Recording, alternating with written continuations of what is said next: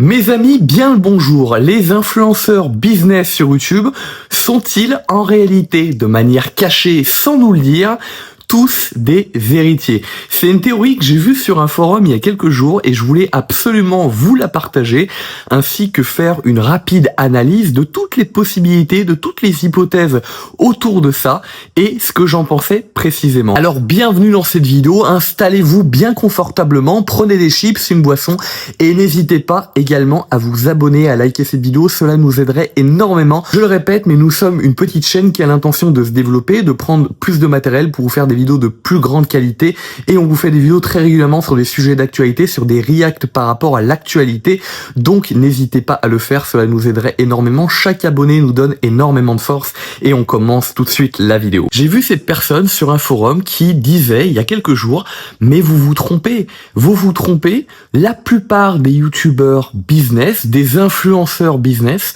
sont en grande partie des héritiers de naissance, des gens qui ont gagné, qui ont hérité d'énormément d'argent après qu'il y ait éventuellement eu un décès dans leur famille. Alors c'est une question que je me pose, je me dis au départ je me suis dit non, c'est pas possible que la majorité ait eu ce cas de figure-là qui s'est présenté dans leur vie.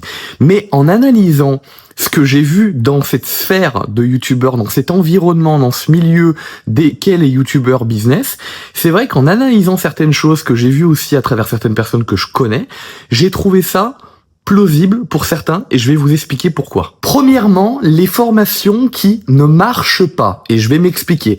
Il y a des personnes que je connais et il y a des personnes aussi que j'ai vues sur internet qui ont donné leur témoignage, notamment sur des vidéos, sur des forums, sur des endroits où on peut s'exprimer, qui ont témoigné qu'ils ont acheté des formations parfois très très chères, 2-3 000 euros, voire même plus à des youtubeurs, des influenceurs business, qui leur expliquaient comment précisément gagner de l'argent, comment eux-mêmes avaient gagné de l'argent et étaient devenus riches. Ces gens-là, qui sont des salariés, qui veulent se sortir du salariat, ont acheté ces formations, ont payé très très cher, hein. Plus de 1000 balles pour une formation, c'est très très cher. On est d'accord. Ils ont acheté ces formations, ils ont fait tout à la lettre, ils ont tout appliqué à la lettre, ce qu'ils avaient vu dans la formation, et qu'est-ce qui s'est passé ? Plus d'1 an après, ils n'étaient pas devenus plus riches. La seule chose qu'ils avaient fait, c'est qu'ils avaient dépensé 1000 balles, voire beaucoup plus, dans une formation. Le youtubeur, lui, était passé à autre chose. Il avait vendu son quota de formations avec lesquelles, lui, il s'était fait de l'argent. Et puis, ça a été terminé. Les mecs ne sont devenus absolument pas plus riches. Et ça a été la grosse arnaque. Il y a beaucoup de gens qui témoignent de ça. Donc, je me pose la question, si vraiment ces gens-là qui vendent des formations sont devenus riches par un moyen, on sait que la plupart du temps, quand on conseille, et je le sais pour moi-même, pour la chaîne YouTube que j'ai fait là actuellement, ou pour la chaîne YouTube que j'ai fait dans les années 2010, on sait que quand on conseille à des gens, voilà, faites comme ça ou faites comme ça, on sait qu'il n'y a pas un cas de figure pareil et que c'est un peu compliqué de reproduire un schéma ou un parcours de vie absolument à l'identique. Donc, la personne va pas avoir 100% de chance de réussir. Mais la plupart du temps, quand on applique certaines choses, je veux dire, il y a des conseils, il y a des choses qui reviennent chez la plupart des youtubeurs à succès. Vous regardez, vous renseignez sur leurs histoires, sur leur parcours de vie. La plupart du temps, pareil pour les stars, on retrouve des choses qu'ils ont fait, qu'ils ont appliquées.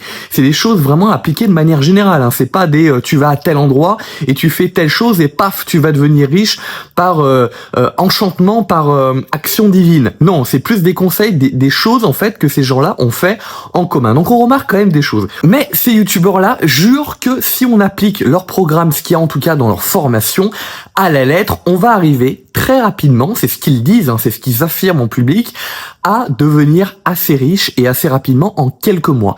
Et ça ne se passe pas comme ça. Donc on peut se poser la question, est-ce que ces gens-là tout simplement vendent pas finalement de fausses formations? Et la question derrière qui arrive assez rapidement, c'est est-ce que finalement ces gens-là ne deviennent pas par effet boule de neige connus sur YouTube en amassant un maximum de personnes, en faisant croire qu'ils sont riches ou en disant, en montrant qu'ils sont riches parce que finalement ils peuvent le montrer parce qu'ils ont eu un héritage à vendre, c'est-à-dire que le fait d'avoir de l'argent ou le fait de faire croire qu'ils ont de l'argent s'ils ne sont pas héritiers, ça ramène des gens sur leur chaîne YouTube, sur leurs différents réseaux sociaux.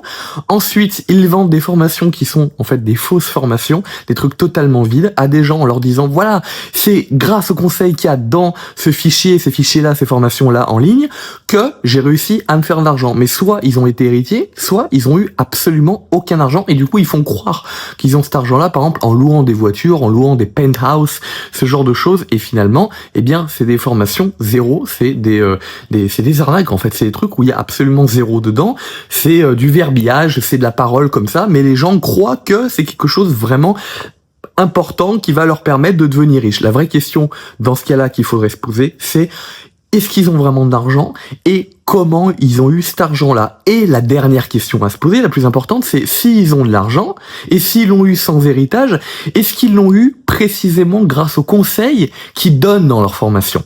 C'est ça les questions à se poser. En fait, la formation en soi, c'est pas une mauvaise chose, c'est pas une mauvaise mode sur YouTube. De mon avis personnel, moi je ne me ferme absolument pas la porte à en faire plus tard, mais si j'en fais, ça sera pas à 1000 abonnés, ça sera pas non plus à 150 000 abonnés, ça sera à beaucoup plus.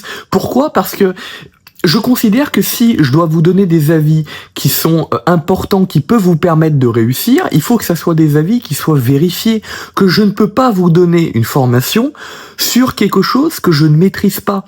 Et que donc, si je vends des formations un jour sur, par exemple, comment j'ai réussi sur YouTube, il faudrait avant au minimum que j'ai réussi sur YouTube et que je vous montre absolument tout. Pas comment réussir, mais que je vous montre aussi les doutes que j'ai eus, les choses que j'ai faites qui ont été des choses ratées, qui ont été importantes pour que je comprenne qu'il fallait pas faire ces choses-là. Je voudrais vraiment tout vous montrer. Mais je ne les ferai pas tant que j'aurai pas encore réussi, et je trouve ça totalement logique parce que il faut faire des formations mais sur des sujets que l'on maîtrise et que l'on maîtrise à 100%. En tout cas, c'est la chose à faire si on a du respect pour sa communauté, et moi j'en ai en tout cas. La deuxième partie la plus importante que je voulais vous aborder, c'est la mode du digital nomade, et surtout des digital nomades qui ont très peu d'abonnés sur YouTube et qui le disent et qui s'affichent comme étant des personnes qui vivent en Asie finalement librement dans leur situation là. Il y a quelque chose qui m'interpelle et qui m'avait pas interpellé au début, et c'est pour ça que je voulais vous le partager. Ces gens-là, ils ont 1000 abonnés sur YouTube, 2000, 3000, 5000, grand maximum. On va prendre l'exemple de quelqu'un qui a, disons, 2000 abonnés sur YouTube. Et je vais vous faire un calcul, grosso modo, c'est pas un calcul très précis, mais c'est un calcul qui va vous permettre de voir un peu la réalité, de cerner la réalité très rapidement et de voir si il y a quelque chose qui cloche ou non. Il faut savoir que lorsqu'on a 2000 abonnés, on a souvent des notifications qui sont envoyées à nos abonnés, mais à une certaine partie. Je crois que c'est quelque chose comme moins de 50%. Donc on va prendre le plus haut, on va dire 50% des 2000 abonnés que a ce youtubeur fictif qu'on va s'inventer. Donc 1000 personnes qui vont voir chacune ces vidéos. On va dire qu'il publie pas une vidéo par jour, parce que lorsqu'on publie une vidéo par jour, c'est pas envoyé en fait à tous les abonnés, c'est envoyé à une partie. Il faut attendre un certain temps. Donc on va dire qu'il publie une vidéo tous les 2 jours, ce qui donnerait finalement 15 vidéos par mois. 15 vidéos fois 1000. Ça fait 15 000 vues par mois. On va aussi considérer que la vidéo, elle tourne un peu sur YouTube avec l'algorithme et qu'elle rapporte environ 1000 vues de plus. Donc ça fait 30 000 vues par mois. 30 000 vues, on est payé environ, je vous donne un exemple, grosso modo encore une fois, mais 3 € pour 1000 vues. Donc, ça fait précisément 90 € par mois. Avec les impôts dans des pays d'Asie où on a beaucoup moins d'impôts qu'en France, on a peut-être 10-15% grand maximum, on va dire qu'on arrive à le plus haut que je vois en marge, 70 € par mois. Vous voyez bien tout de suite que même si en Asie, la vie coûte beaucoup moins cher, une personne ne peut pas vivre sans job en tant que digital nomade, en s'affichant comme digital nomade avec une chaîne YouTube à ces nombres d'abonnés là, ne peut pas vivre avec 90 € par mois, c'est strictement impossible. Alors la question à se poser maintenant, c'est est-ce que cette personne-là vend des formations qui peuvent du coup lui rapporter beaucoup plus? Mais la chose qui cloche avec ce type de personnes, ce type de youtubeurs, c'est que souvent en fait, on a besoin pour vendre des formations d'un public qui est déjà là. Et c'est rare d'avoir une chaîne YouTube qui est 2000 abonnés et que la personne ait un autre business à côté en étant totalement inconnu, c'est-à-dire que par exemple une personne aurait un business à côté, par exemple un compte Instagram avec 100 000 abonnés, ce qui pourrait lui permettre de vendre des formations beaucoup plus chères en beaucoup plus grand nombre, et puis que les gens sur cette chaîne YouTube ne soient absolument pas au courant et qui continuent à tourner à 2000 abonnés. Vous voyez ce que je veux dire en termes de chiffres? Ceci n'est pas logique. La plupart des gens qui ont 50 000 abonnés sur YouTube ont un nombre sur Instagram qui est lié parce que ils ont des communautés qui se suivent, même si c'est des business, même si c'est des chaînes YouTube ou des comptes Instagram ou Snap sur des sujets de prédilection différentes. La plupart des communautés se connaissent et on sait que ce YouTuber-là à côté est connu. Les gens savent que les YouTubers qui sont connus et qui tournent sur les réseaux. Ce qui veut dire que ce n'est absolument pas logique. Si une personne a 2000, 3000, 5000 abonnés sur YouTube, il y a de grandes chances que s'il a des réseaux à côté, il ait le même nombre d'abonnés et qu'il n'ait pas des comptes avec des nombres absolument explosifs et une chaîne YouTube à seulement 2000 abonnés qui stagne à 2000, 3000 abonnés à côté. Ce qui veut dire que du coup, si on considère que les formations assez chères à 2, 3, 5 000 euros, on les vend selon les statistiques encore une fois, mais à un très peu nombre d'abonnés, environ moins de 1%, on peut considérer que ils vendent très peu de formations chères avec 1000 abonnés. Il doit en vendre une tous les peut-être 6 mois, quelque chose comme ça, et encore. Avec 1000 abonnés, vu qu'on touche très peu de personnes, que 30 000 vues dans notre exemple par mois. Et pourtant, ces personnes-là nous indiquent qu'elles sont digital nomades et qu'elles vivent librement en Asie. Et que du coup, en même temps, elles ne travaillent pas dans ces pays-là. Donc, il y a quelque chose qui cloche et qui cloche énormément. Est-ce que ces gens-là ont économisé avant de partir d'Europe et ont investi? Ça pourrait être beaucoup plus logique que par exemple ces personnes aient des appartements en Occident là où les prix sont beaucoup plus chers, beaucoup plus élevés, ou qu'elles ont des locations dans des pays exotiques où elles peuvent faire du Airbnb, où il y a des gens qui gèrent pour elles et qu'elles se fassent des 2000 euros, des 3000 euros avec un appartement par exemple à 200 000 euros qui a plusieurs chambres. Je vous donne un cas de figure, mais là encore ça serait beaucoup plus logique. On serait pas sur des chiffres à 100 euros, 200 euros de rémunération grand maximum avec ce nombre d'abonnés là sur leur chaîne YouTube, mais on serait sur des rémunérations beaucoup plus élevées, un peu plus élevées en tout cas que le SMIC français, ce qui serait beaucoup plus logique pour vivre en Asie en tout cas. Donc il y a des choses qui sont absolument pas normales. Et s'il y a des médias qui veulent creuser sur ce sujet-là, je sais que Mediapart fait un très bon travail, mais n'hésitez pas à le faire, peut-être qu'on pourrait découvrir beaucoup de choses. Encore une fois, méfiez-vous des gens qui vous promettent monde des merveilles. Les gens qui, par exemple, étaient youtubeurs, je vais pas citer de nom, mais en Europe, et qui ont connu énormément de montées d'abonnés, par exemple 50 000, 100 000, et qui sont partis, par exemple, à Dubaï, et qui commençaient à vendre des formations, qui ont fait des sites à côté en ramenant les gens qu'ils avaient gagnés sur leur chaîne YouTube.